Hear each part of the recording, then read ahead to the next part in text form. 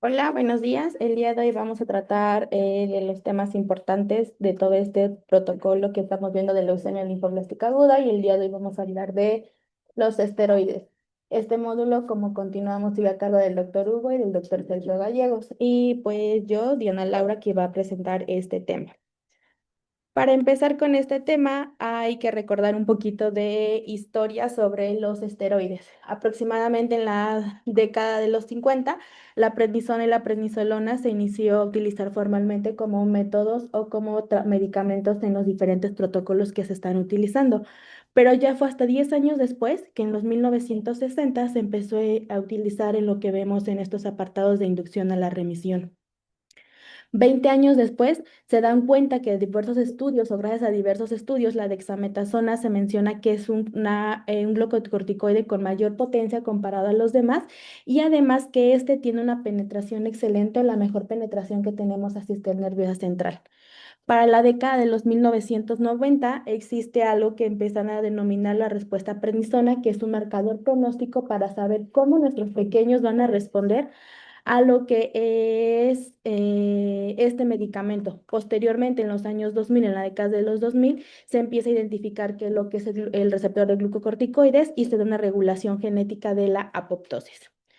Recordando que para 1950 empezamos con lo que mencionamos que se empieza a utilizar personalmente en utilizar inducción a la remisión, en este estudio que se realizó en 154 pacientes, esta era una fase que para inducción a la remisión le dábamos mercaptopurina y prednisona. En este de los 154 pacientes, 127 lograron una remisión completa con la administración de estos dos fármacos.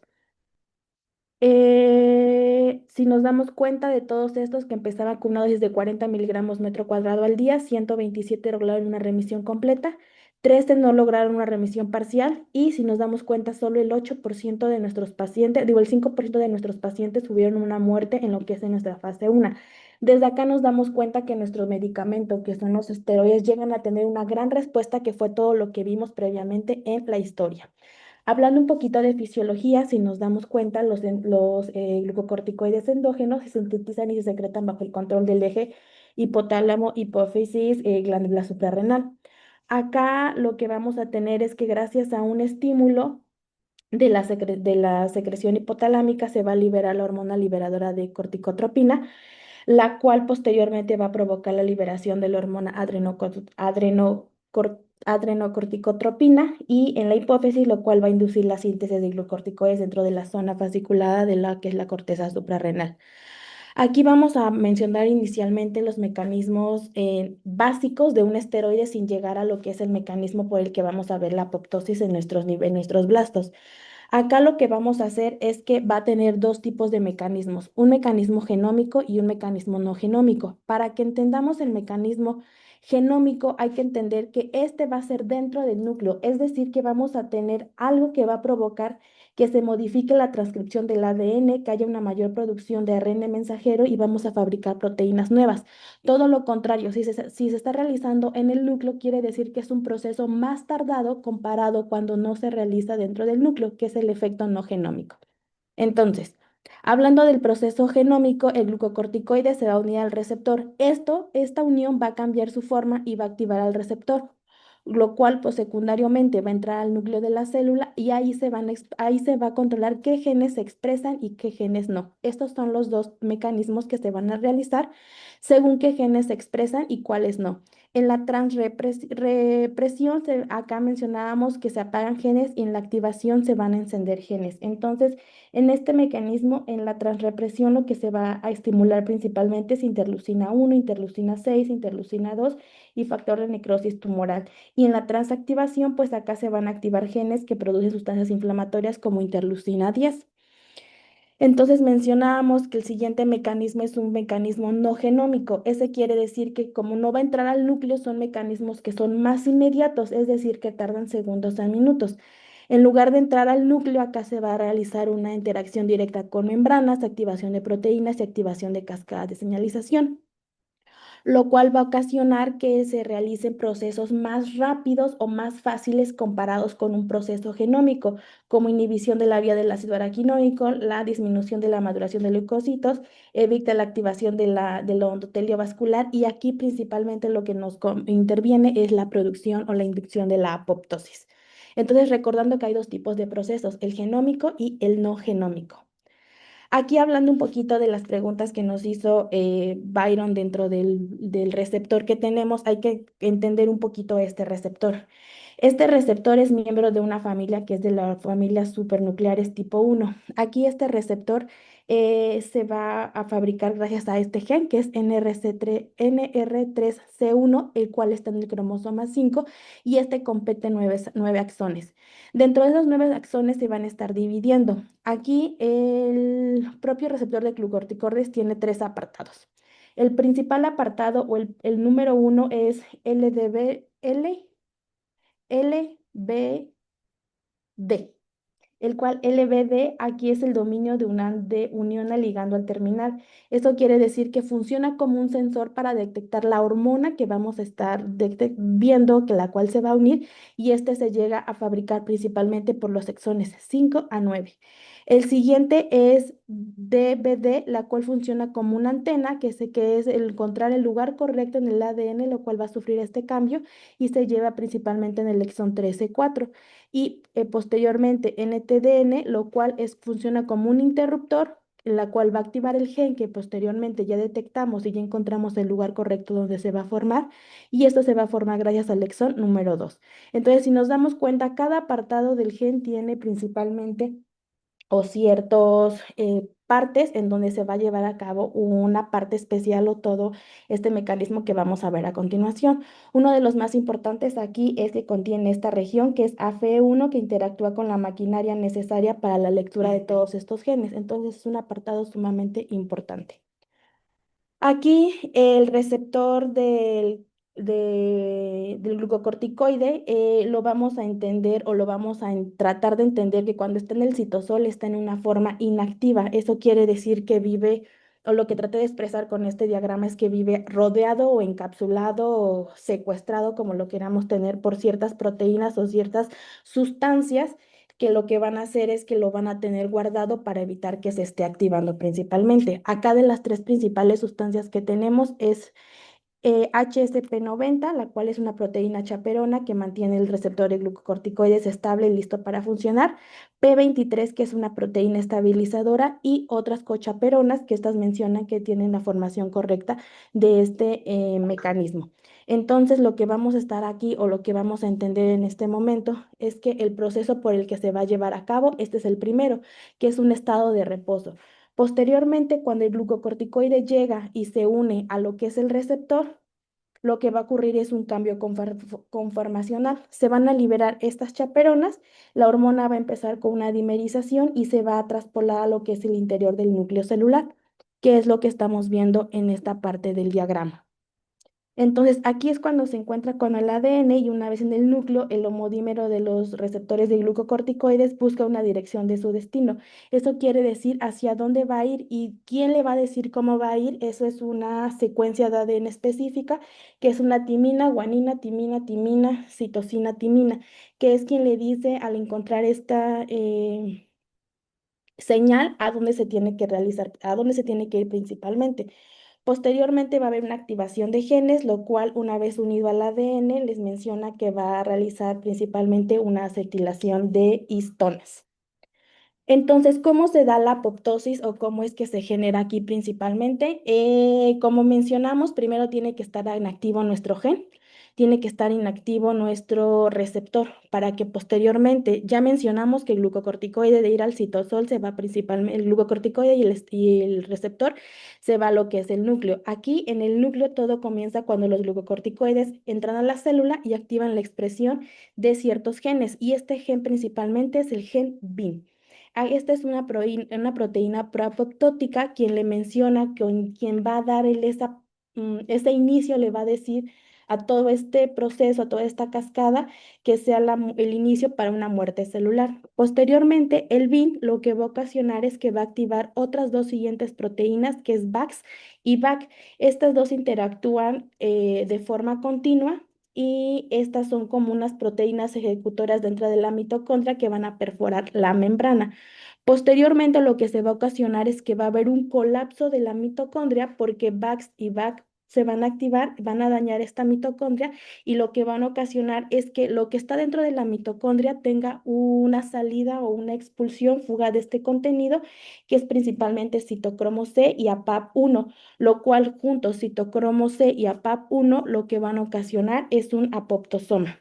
Estos en conjunto lo que van a ocasionar es que van a activar la caspasa 9 y posteriormente al activar la caspasa 9 va a haber unas caspasas efectoras que son 3, 6 y 7 y secundario lo que van a ocasionar es que estas sean como, hay que entenderlas como unas tijeras o la maquinaria necesaria para dañar todo porque van a destruir las estructuras internas de la célula.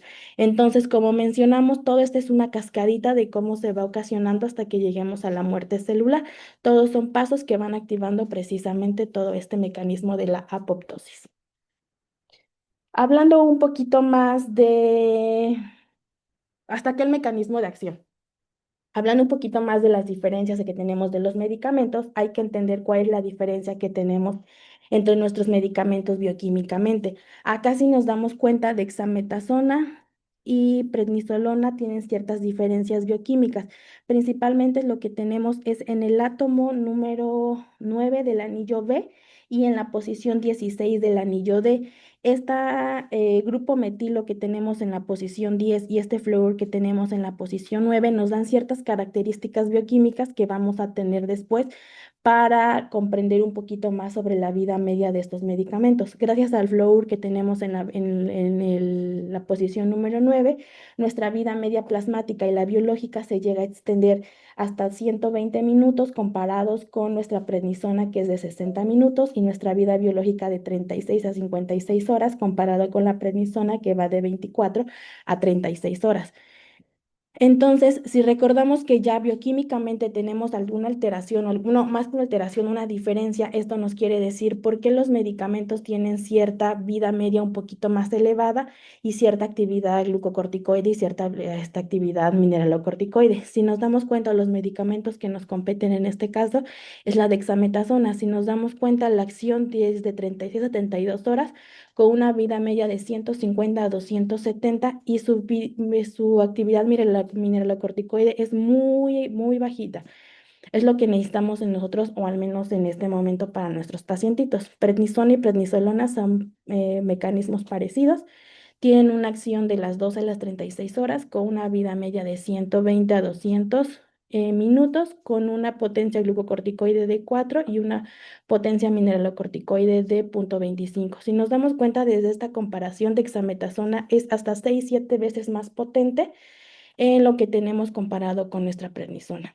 Entonces, aquí el objetivo de mencionar esto de las diferencias que tenemos es por qué utilizamos ciertos medicamentos en ciertas fases del tratamiento.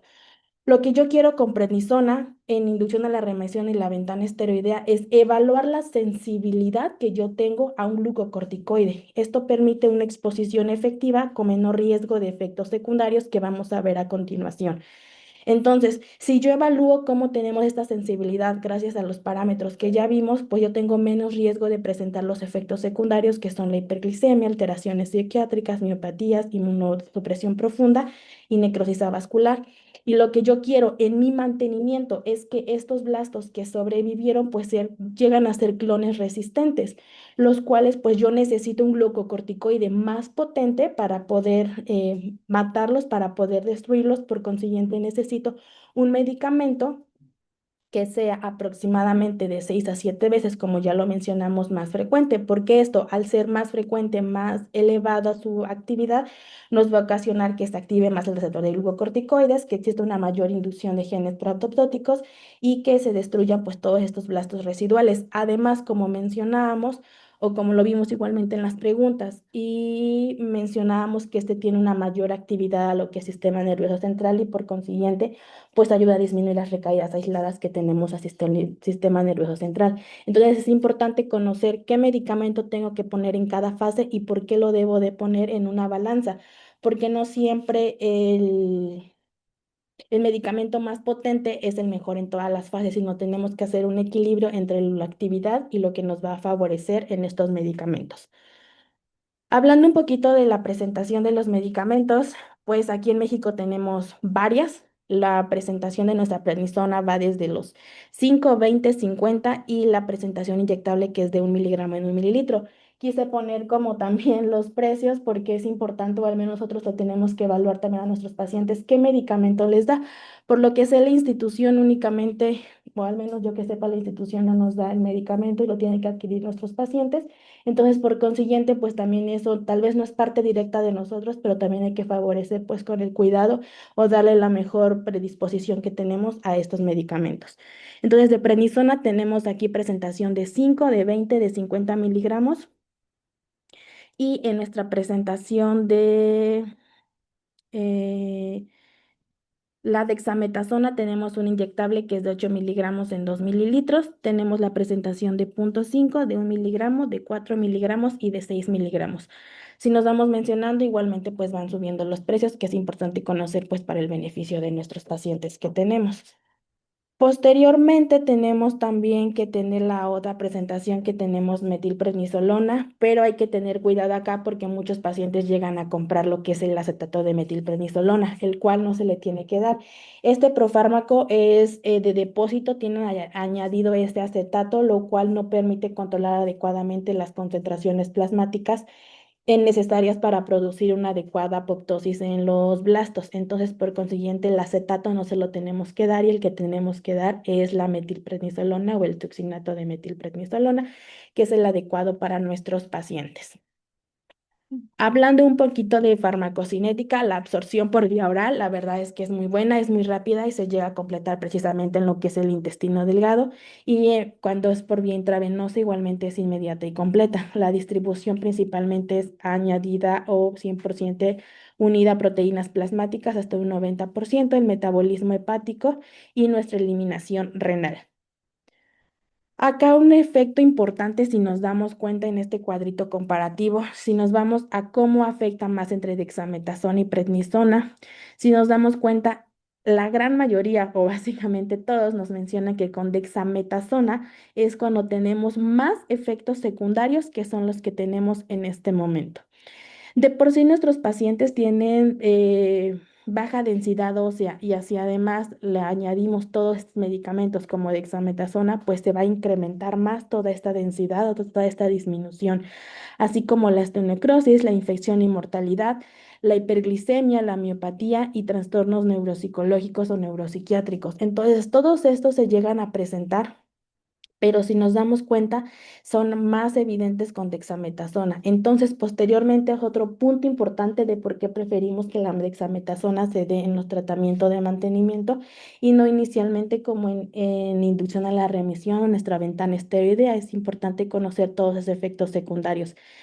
Si nos damos cuenta, como mencionamos, la toxicidad ósea, pues es un efecto importante porque nuestros pacientes ya de por sí cuentan con baja densidad ósea y nuestra hiperglucemia. Aquí afecta la célula beta pancreática, disminuye la síntesis de insulina, aumenta la resistencia de la insulina, estimula la glucogenólisis y la lipólisis y pues esto no se va a ver mejorado por las hormonas contrarreguladoras, pues consecuentemente pues esta célula beta pancreática va a estar altamente dañada.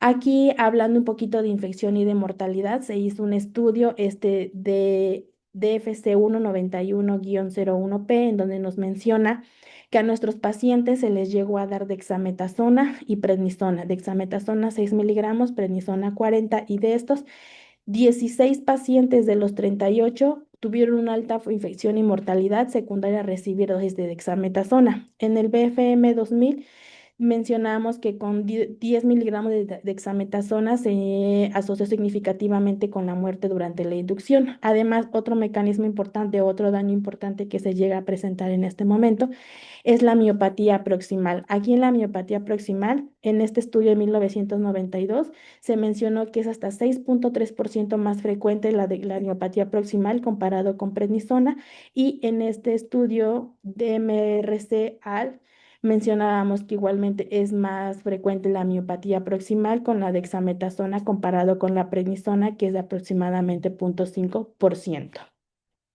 Entonces, si nos damos cuenta, los efectos se llegan a presentar, solo hay que tener cuidado o mediar y equilibrar el protocolo que le vamos a estar realizando a nuestro pacientito.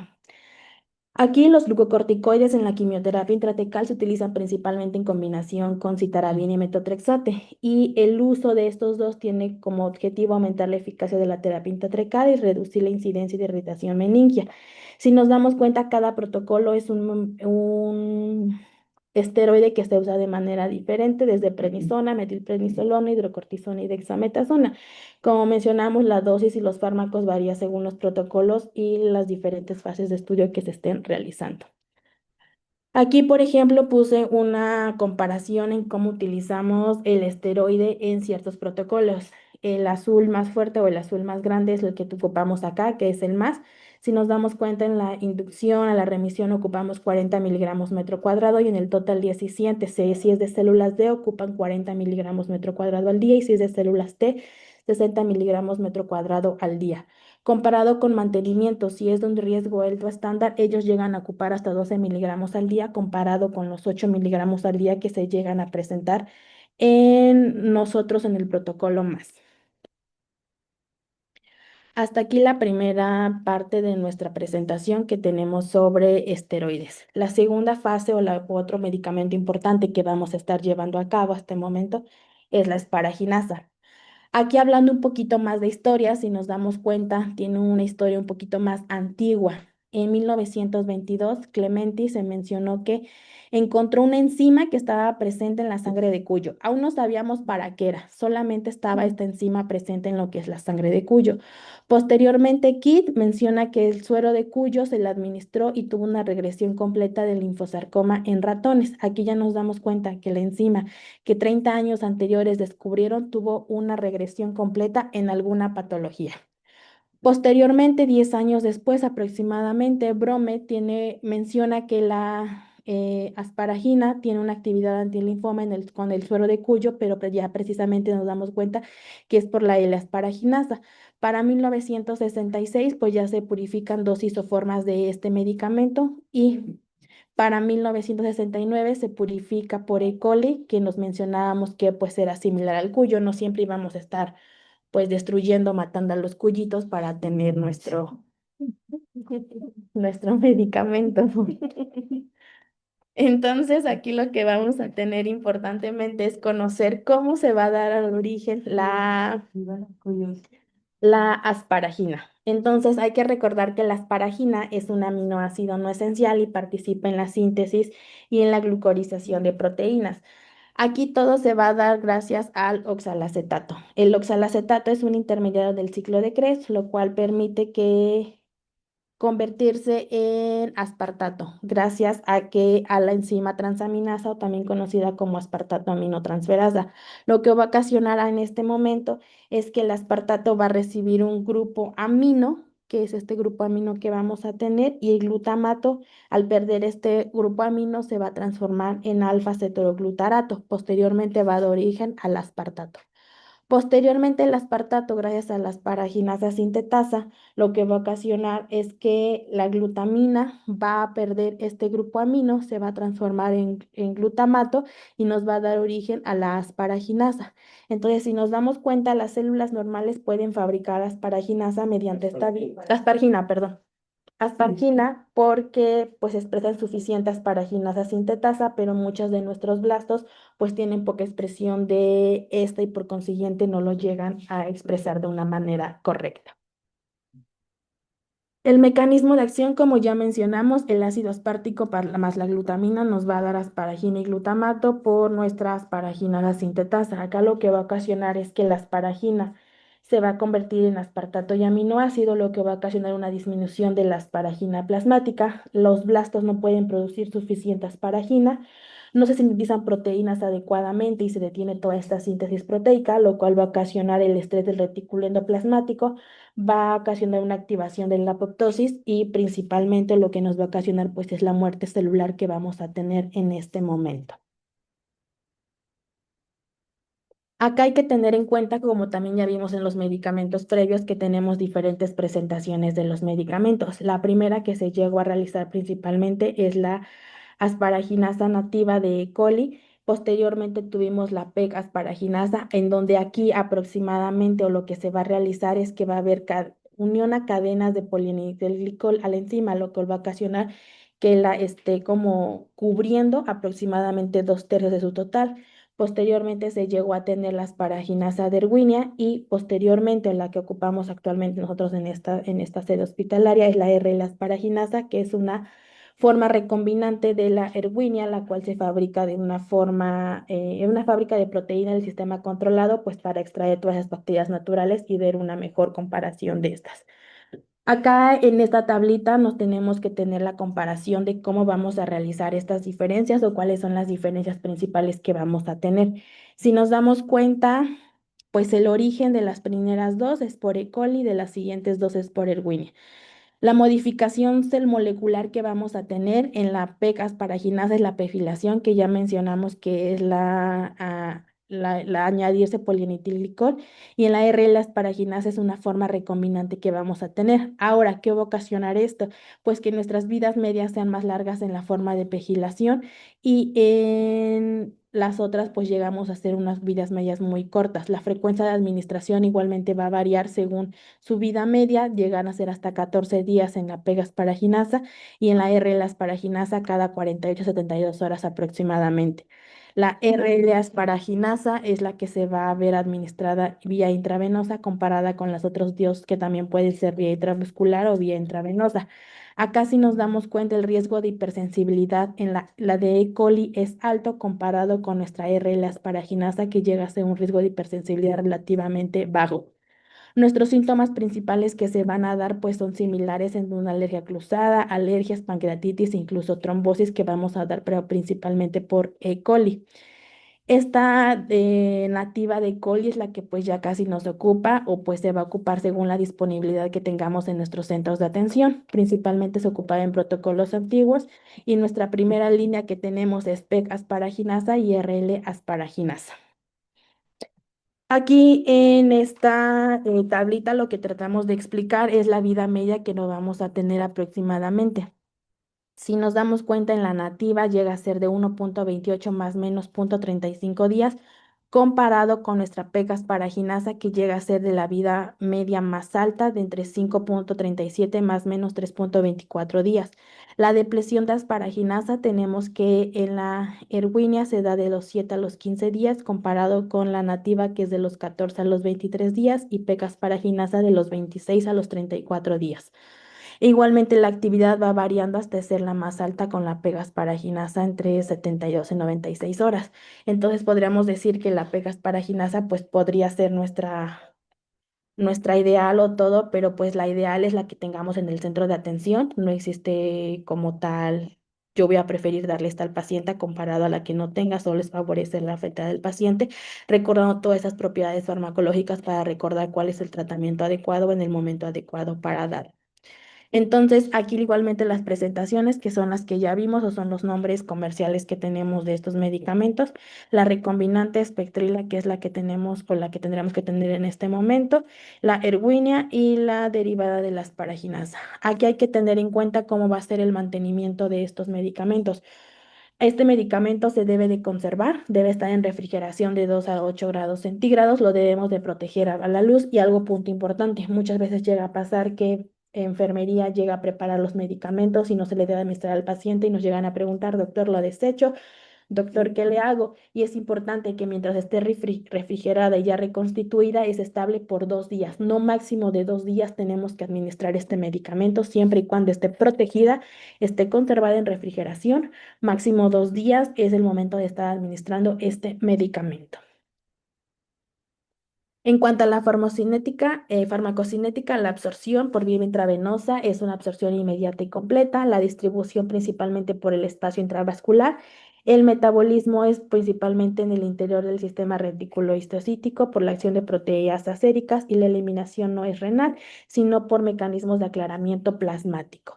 Acá algo importante que tenemos que tener en cuenta, lo que nos va a llamar la atención de este medicamento, es los efectos secundarios principalmente que vamos a tener en nuestros pacientes. Ahorita regresamos a esta presentación. Si nos damos cuenta, los efectos secundarios que vamos a tener son por hipersensibilidad y no por hipersensibilidad. Acá lo por hipersensibilidad tenemos que ver el grado de reacción que tuvo nuestros pacientes y es momento de saber qué grado de reacción tuvieron nuestros pacientes. Si únicamente tienen rash, cierta alteración en cuanto es la temperatura menor a 38 grados, pues no hay una intervención indicada que tenemos que realizar en este momento. Ese es el grado uno que tenemos que tener de respuesta. Si tenemos un grado 2 pues acá ya son síntomas un poquito más fuertes y acá ya tenemos que darle tratamiento con antihistamínicos según las condiciones que llegan a presentar a nuestros pacientes. Un grado 3 pues ya es algo prolongado, pues ya son síntomas en donde va a requerir que tengamos pausada la infusión. Son síntomas más recurrentes que pues involucran alguna alteración en cuanto a ese a nivel pulmonar, a nivel renal y en nuestro grado 4 acá ya es una intervención urgente de lo que tenemos que estar realizando para la modificación de los efectos secundarios que llega a presentar el paciente. Entonces, aquí es el grado uno, tomar los niveles. Si del grado uno 7 días posteriores a la exposición, tengo que tomar los niveles de asparagina, los cuales si se mantienen en los niveles normales, tengo que continuar con la misma formulación, pero si esté disminución, tengo que cambiar la formulación. A partir del grado 2 al 4, pues tenemos que cambiar la formulación sí o sí, y esta es principalmente por el Winner la que tenemos que estar cambiando. Otro de los efectos secundarios o que tenemos que estar realizando, o sea, tenemos que estar valorando es la pancreatitis. Acá la pancreatitis se llega a presentar con un dolor abdominal, principalmente donde tenemos que tener que la amilasa y la lipasa se llega a tener un aumento de 3 veces el valor normal y pues acá lo ideal es no utilizar ninguna formulación de este medicamento. Otra cosa que mencionábamos dentro de las preguntas que hicimos al inicio es la inactivación silenciosa. Aquí es la actividad de las paraginasas sin el desarrollar los síntomas graves o emergentes de esta alergia evidente. Acá la causa es por neutralización de anticuerpos antifármacos a las paraginasa o a la pegasparaginasa. La detección, lo ideal es que se tendría que realizar en todos los pacientes y acá pues tenemos que identificar para realizar una evaluación de la actividad de las paraginasas sérica, preferiblemente mientras dos muestras independientes del paciente esté con el objetivo de ver si sí o si no el paciente está presentando una inactivación silenciosa. Posteriormente, aquí también hicimos, traté de hacer ver cómo tenemos que tener el protocolo más, cómo lo estamos administrando. En función de la remisión se llega a llegar a presentar o se debe de administrar a 10 unidades internacionales metro cuadrado al día. En la consolidación, sin importar el riesgo, 15.000 unidades metro cuadrado al día. Y en el mantenimiento, según el riesgo, llega a aumentar de los 15 a los 25 miligramos metro cuadrado al día. Unidades internacionales metro cuadrado al día.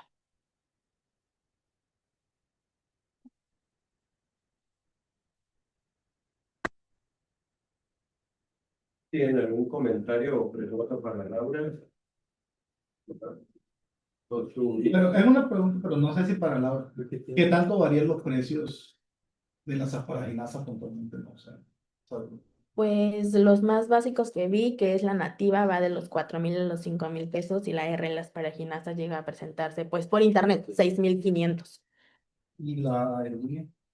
4.500 es aproximada. El rango va entre los 4.000 y los 6.500. ¿Tienes tu diapositiva de las cajitas de cosas? Sí. Ahí me voy a la pregunta entonces concretamente. Si hemos visto que hemos tenido muchas reacciones alérgicas cuando no severas por la RL, porque no estamos pidiendo apoyo, no, yo sé que no, pero pidiendo apoyo por fundación para evitar las reacciones severas. El problema es la que nos compran, empezando desde ahí. Pero, ¿por qué le pedí que pasara esto?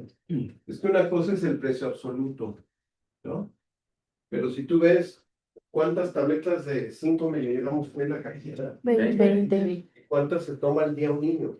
No, pues como 3, 4, depende del peso, pues, pero Tres, 7, 4 a... 4 a 8 tabletas.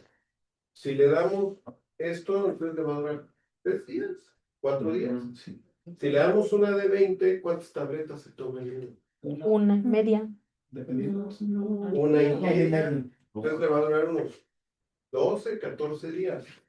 Si le damos la de 50, pero obviamente ya para niños grandes, pues la caja le va a durar más.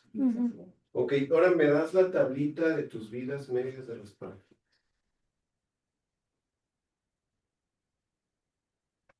Parte de la...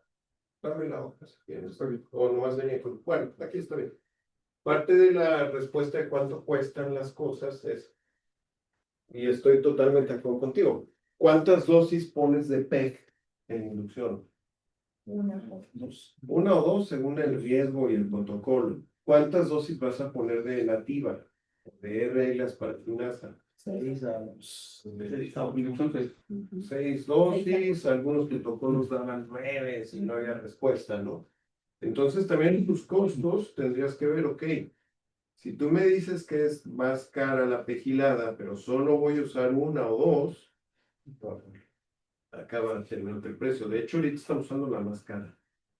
Por cuestión de vida media y de costo, nomás estamos usando la más cara. El problema es que sabemos que la mayor parte de las fundaciones no nos dan la PEG.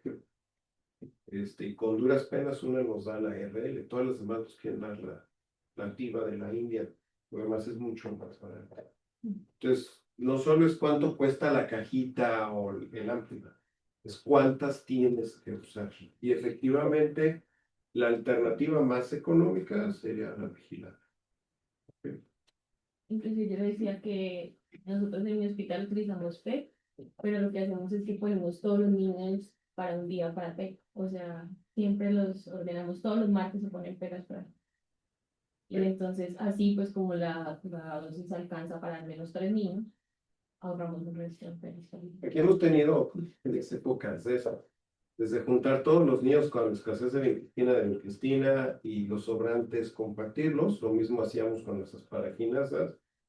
Luego vino que por cuestiones de corrupción, ¿verdad? Que los médicos somos bien corruptos, cada paciente debía usar su ámpula y se debía desechar los sobrantes, lo cual, claro, ya eso afortunadamente dejó de ser y sabemos que enfermería generalmente comparte los sobrantes de los fármacos. Ahorita, otra vez vamos a tener mucha espectrila que no sé si nos la vayamos a acabar.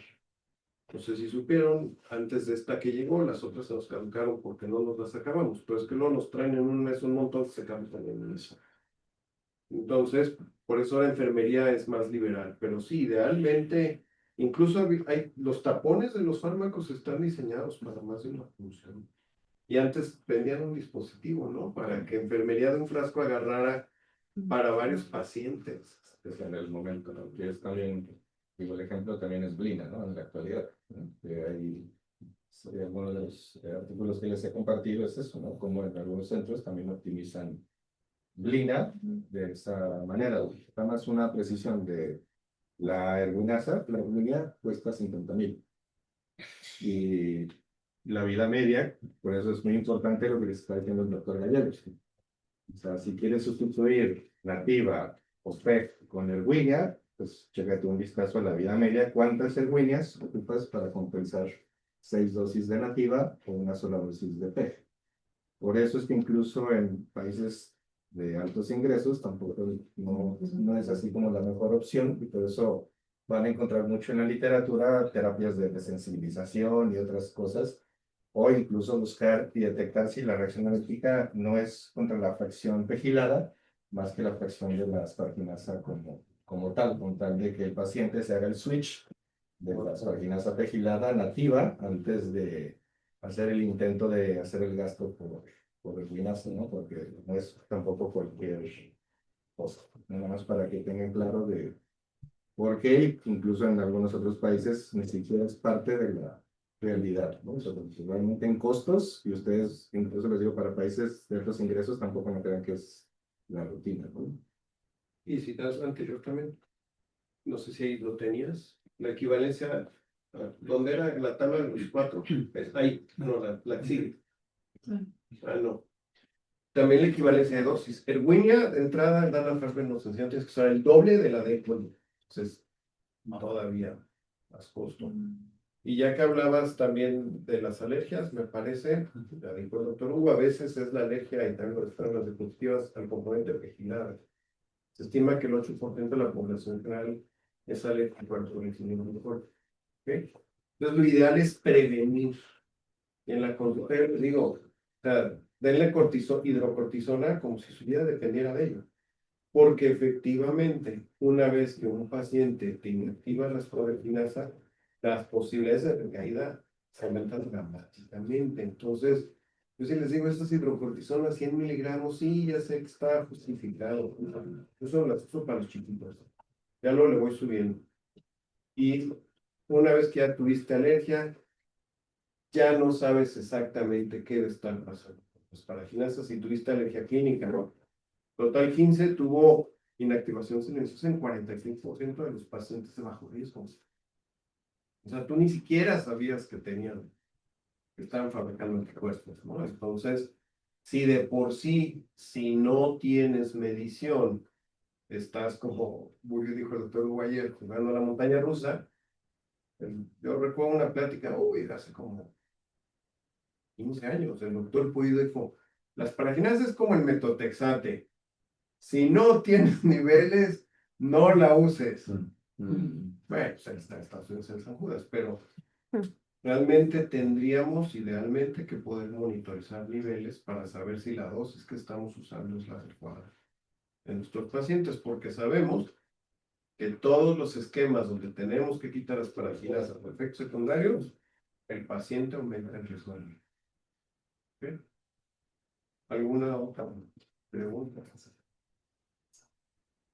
Y ese es un tema escabroso que van a tener. ¿Andrés? No. Ese es un tema que siempre van a tener ustedes discusión cuando lean muchas de estas guías y todo, ¿no? Sobre el actuar, sobre la discusión de premeditar o no premeditar. Me invitan a algunos de estos consensos, siempre son de los temas más sabrosos porque hay quien está a favor, en contra, siempre, al final de cuentas, termina uno en los contextos, ¿no? O sea, realmente, en la ausencia de, como la mayoría de nuestros hospitales en Latinoamérica, para medir niveles de actividad de la parkinasa, perdón, pues realmente el hecho de quitarla, y eso que les quede clarísimo, como dice el doctor, es una decisión que ustedes tienen que agotar hasta el final de que realmente la indicación, como les puso la tablita Dianita, del tipo de reacción, de clasificar, de que realmente ustedes están seguros de que fue una reacción tal, de anafilaxia, o de pancreatitis grave, o de trombosis sistema central, lo que sea, antes de que digan ya no más, porque de lo contrario, acuérdense que hasta el momento, hasta este año 2026, no hay ninguna otra cosa que compense la ausencia de asparginasa que no sea blinatumomab, ¿no? O sea, si ustedes quieren compensarla con más doxo, con más dexa, con más mercapto, con más metotrexate, lo pueden hacer y seguramente pueden tener un poquito de mejoría, pero el precio de la toxicidad se les va a ir al cielo. Y lo que siempre hemos platicado con ustedes, el doctor y yo, siempre vean en dónde están trabajando antes de meterle una dosis extra de doxo, antes de agregar una mercapto donde no va esa mercapto, o antes de meter un metotrexate donde normalmente no estaba ubicado. Porque de lo contrario van a sufrir, van a tener 10 residentes en sus hospitales que van a estar ayudándoles a cuidar a sus niños y lo más probable es que no les vaya a ir muy bien. Y el otro es también el evitar estos holies, que es lo que explica que sucedió con Total 15 el doctor, ¿verdad? De que estos pacientes de riesgo favorable tenían una exposición intensa a asparginas en la inducción, se eliminaba durante la consolidación y en el mantenimiento no necesariamente era tan intenso en el riesgo favorable como en el estándar y alto, como ustedes conocen. Entonces, esa situación, desde el punto de vista inmunológico, que ustedes lo saben bien, pues favorece que esta sensibilización y estas intermitencias en exposición incrementaran la producción de estos anticuerpos, no solamente para reacción alérgica, sino para inactivación. Por eso es que una de las soluciones, los países donde tenemos esto, pues es precisamente la exposición continua, que sean a diferentes dosis, como les expuso Diana, para que ustedes puedan tratar de alguna manera de estimular de manera continua y tratar de prevenir que haya tanta anafilaxia. A ustedes no les tocó tanto, créanme, ahorita, como lo que vivimos el doctor y yo hace varios años, que era mucho más de lo que teníamos. Y pancreatitis, digo, yo no sé, el cambio también, digo, que nos tocó ver el cambio drástico. La verdad es que ustedes no les ha tocado ver esas cosas casi, ¿no? Pero yo quería agregar eso. Eso, pero... Sí, no, completamente de acuerdo. Y de la pancreatitis, van a ir a pláticas donde les van a dar ciertos criterios para que intenten reanudar la asparaginasa. A mí esta semana una familia de Colima que por el Face me contactó y alguna vez, ay, pues por calmar a la gente, les contestas, yo ni los trato. Chiquitín tiene ya creo 2 cuadros de pancreatitis y me están preguntando si debe o no seguir recibiendo la P. Pero ¿sabe qué? Estoy muy lejos del caso y no puedo opinar. Pero está muy claro que si hubo una pancreatitis grave, deben de suspender. Con pancreatitis leve pueden intentar, pero tienen que hacer un seguimiento muy claro de las enzimas pancreáticas, pero también tienen que saber que está contraindicada la asparaginasa una vez que hubo pancreatitis. Entonces, legalmente, aunque haya sido leve, está contraindicada. Y entonces sí tendrán que blindarse muy bien si van a reiniciarlo. Pero cuando uno se atreve a reanudarlo es porque sabe que quitar la asparaginasa es insustituible y que aumentas el riesgo de recaída. ¿Okay? Entonces, la pancreatitis dicen que no hay factores predisponentes. Pues yo no sé si solo la forma farmacológica, yo creo que la alimentación sí tiene mucho que ver. O sea, a mí en Ciudad de México me tocaba ver muchísima pancreatitis, no nos tocaba aquí tanta, o sea, desde la alimentación, la hernia, tiene mucho que ver. Entonces, siempre que tengan un paciente de pancreatitis, va a ser un interrogante y que deben de tomarse con mucho cuidado de reanudarla y sopesando, ¿no? La posibilidad de que tenga una pancreatitis grave versus que recaída. ¿Okay? Y yo recomendaría hacer un consentimiento informado después de una pancreatitis en que el paciente se le explicó y aceptó usarla. ¿Ok? Preguntas que tengan ustedes. De esteroides igual, ¿verdad? Tener muchísimo respeto. Igual hay cosas que tienen que tomar con calma las decisiones de estar equilibrando dexametasona a diestra y siniestra. Cosas que van a ver de inmediato, cosas que no van a ver de inmediato, pero que las vemos en la consulta del doctor y yo, y particularmente el doctor que tiene más tiempo dándole seguimiento a los pacientes, en donde las consecuencias a largo plazo pues realmente a veces no son tan agradables. Y otras tantas que seguramente no logramos identificar, ni yo en el centro médico o aquí, porque a veces no tenemos todo el recurso para darle el seguimiento a los sobrevivientes con todo lo que necesitan. Pues para que tengan muchísima precaución, no es gratis estas fungemias que estamos viviendo, ¿verdad? Y eso en un contexto de protocolos que no son tan intensos comparado con otros que se utilizan en otros hospitales y que a veces es muy triste que el paciente está en remisión y se va precisamente por un proceso infeccioso grave, ¿no? Que realmente no estaba en nuestras manos y que evidentemente no solamente es consecuencia de la Alexa, pero que pues es parte importante de los factores que uno pone al paciente en riesgo, ¿no? Y que tiene uno que tener presente, elegir muy bien, así como les mostró muy bien Diana, qué cosa va en cada fase, qué esteroides se pega en cada fase. Cuando vemos antraciclinas va a ser exactamente lo mismo, y también las páginas igual, ¿no? De respetar los principios de farmacología, lo decíamos el otro día, ¿no? Son medicamentos que ya se fijan, tienen 50, 70 años. Lo que ha ido cambiando es que vamos aprendiendo a cómo usarlos de la mejor manera y a no cometer los mismos errores que todos estos doctores tuvieron que pasar y pagar durante 30, 40 años para enseñarnos a cómo usar correctamente la DEXA. Todavía, a estas fechas, nos llegan preguntas de otros hospitales sobre si la prednisona va una vez al día, ¿no? Porque dice que el paciente le toca 50 miligramos y suena facilísimo darle una pastilla de 50 miligramos al día en lugar de fraccionarla. Lo mismo con la dexametasona y su vida media, ¿no? Entonces, para que también eso no lo subestimen y sean muy cuidadosos a la hora de elegir lo que vayan a elegir, independientemente del nombre del protocolo que vayan a usar, ¿no? Y regresándome a las cajitas, hay varias formas de presentación y a veces aprendes a la mala. Pues conocen a Mari Carmen Ujú. Flores, o a Sí, Mar claro. Flores. Ella tenía indicada prednisona de 50 y tomaba de 5. Y entonces tomaba, creo, media de 5 en la mañana de eso. Y leucemia refractaria, ¿no? De células T, Falla.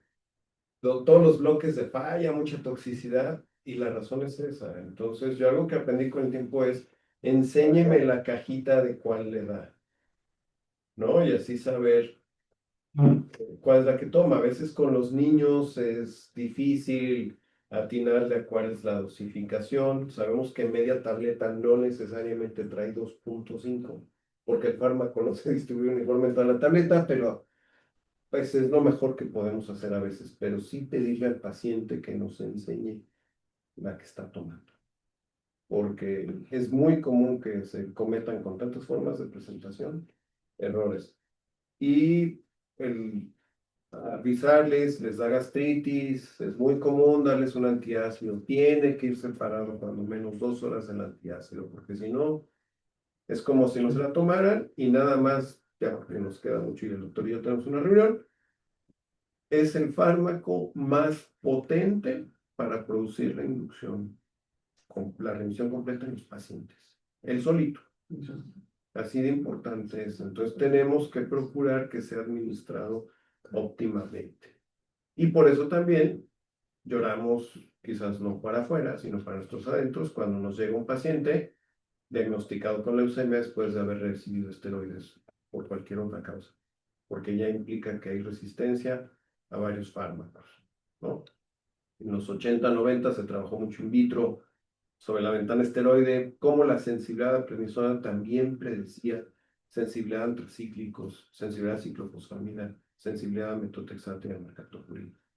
Entonces, por eso cuando nos llega un niño después de recibir esteroide y le diagnosticamos, es tan difícil curarlo. ¿Ok? Bueno, pues Muchas gracias. muchísimas gracias. Por favor, empiecen la consulta. Yo creo que bajo como a las 10. Porque sí es lo que estaba viendo, checando, que no te van a hora y media. Bueno, 10, 10 y media. Si llega Saldaña,